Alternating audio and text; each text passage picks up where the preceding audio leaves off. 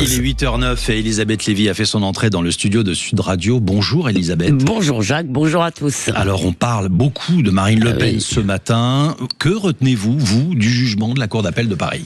Probablement la même chose que vous Jacques, c'est-à-dire que Marine Le Pen peut et va se présenter à l'élection présidentielle. Et d'ailleurs le suspense qui portait essentiellement sur l'inéligibilité, lui a été favorable. Alors bien sûr, la gauche va marteler, elle a déjà commencé pendant les 10 mois à venir que Marine Le Pen est condamnée, qu'on lui reproche de graves atteintes à la probité, et Libé peut titrer ce matin la forcenée, tout en finesse, ça annonce la couleur. Mais ce qu'on retient probablement dans les bistrots, c'est qu'elle peut être candidate et donc qu'elle le sera. Alors, ce que je pense, c'est que les juges ont sagement refusé de s'ingérer dans la présidentielle. S'ils avaient écarté la patronne du premier parti de France de la reine des élections, eh bien, ils auraient nourri le ressentiment d'ailleurs compréhensible d'une partie des électeurs et affaibli dès le départ, ce qui aurait été quand même assez embêtant, la légitimité du vainqueur, quel qu'il soit, parce que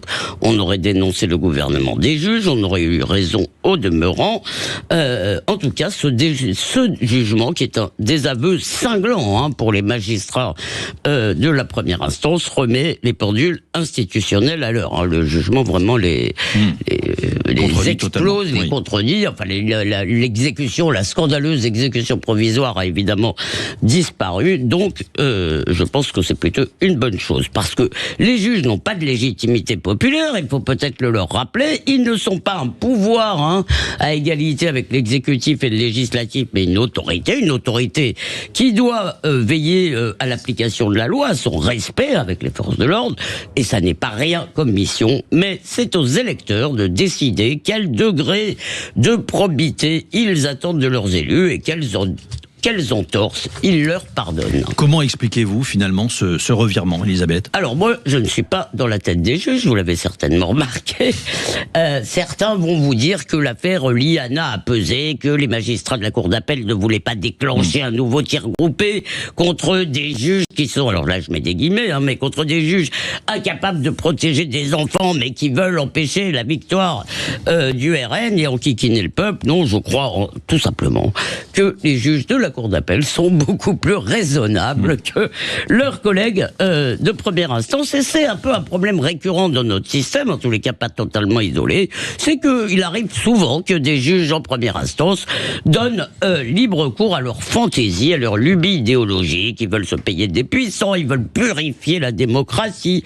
Pour Marine Le Pen, rappelez-vous, ils avaient inventé, mais alors de toutes pièces, une pure affabulation de juges, un trouble à l'ordre public démocratique au cas où elle aurait pu se présenter.